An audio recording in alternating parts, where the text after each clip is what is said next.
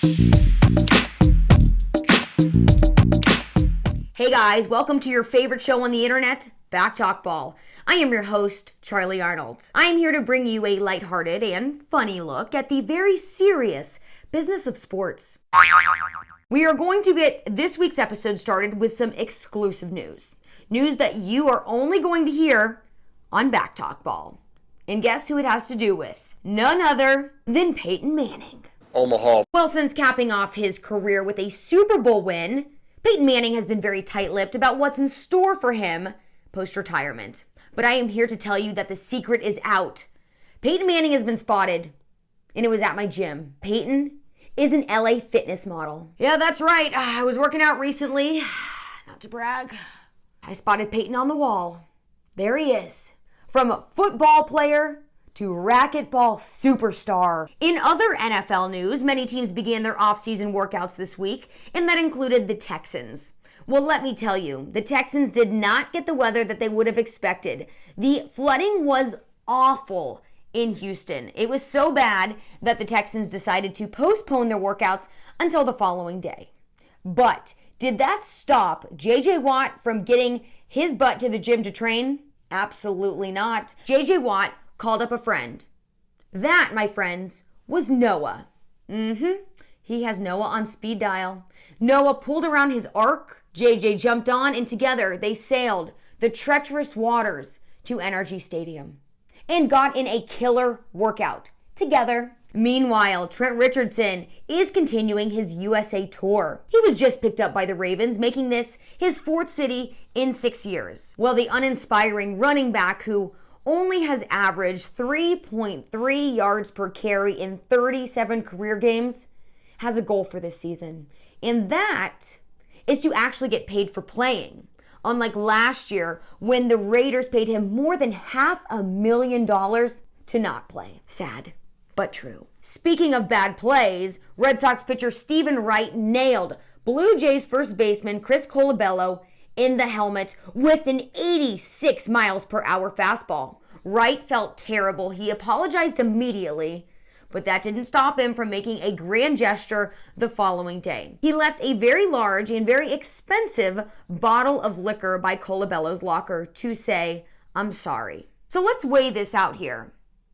Injury, bottle of alcohol. Combine the two, problem solved. I will tell you one problem that's not solved though, and that is on the court between the Thunder and the Mavericks. And I'm talking about personal issues. Yeah, what Kevin Durant likes to refer to as fake.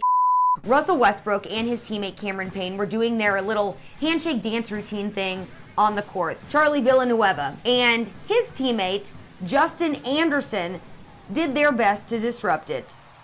Following the game, Durant and Westbrook made it a point to call out these Mavs. Before the game, it looked like they interrupt your kind of pregame dance or whatever you guys were doing over there. They ain't do nothing.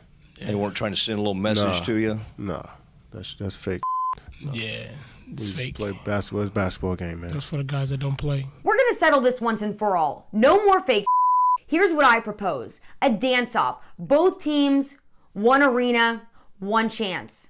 Whoever wins the series. We don't even need to play basketball anymore. It is way, way deeper than that now. Best stanky leg wins. All right, moving on. So I was fortunate enough to attend the Masters this month, and let me tell you, there were very valuable life lessons to be learned at this golf tournament. First things first, I learned what the meaning of an inside voice is. It's when you talk really light, and it's a 6-inch voice, so you have to be 6 inches from the person to hear. Anyways, this was something that I had learned back in first grade, but didn't really grasp until now because, as you can probably tell, I'm loud. But at the Masters, you have to use this inside voice because you don't want to disrupt the golfers, and you also want to be polite to all of the fans around you. Second thing I learned, strategic chip chewing. Yes, this is a real thing. Same goal as lesson number 1. You do not want to disrupt the golfers. However, let me tell you that at Augusta National, they sell kettle chips. How in the hell are you supposed to chew kettle chips quietly? I was not able to master it, and unfortunately, I feel like I am the reason that Jordan Spieth bombed on holes 11 and 12. because of my chewing. And I'm sorry, Jordan. All right, lesson number 3. No sudden outbursts, no matter what. Now, despite having this mentality, the only thing that I could think of throughout the entire Masters tournament was this scene.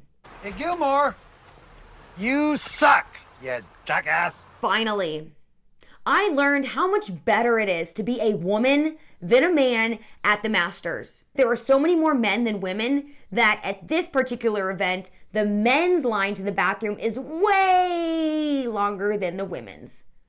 This is the very first time in my life that I have not regretted not having the ability to aim. Now, it is time for the sun and the shade. The sun equals all things good, the shade, all things bad. We're gonna start with the sun today. Over in Washington, D.C., where the Capitals are making a push for the Stanley Cup, 2 area hospitals are determined to turn newborns into instant Capitals fans. They are clothing these infants in Capitals bibs, onesies, and caps.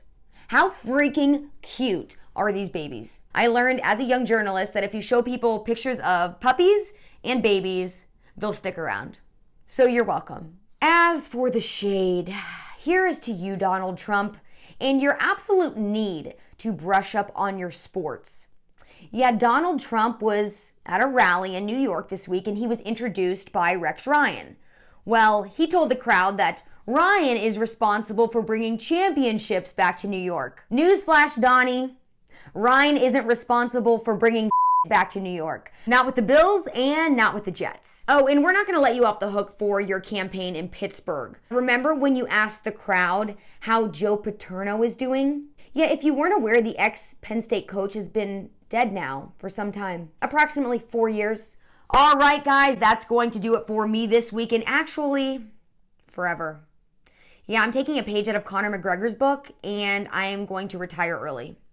But thanks for the cheese.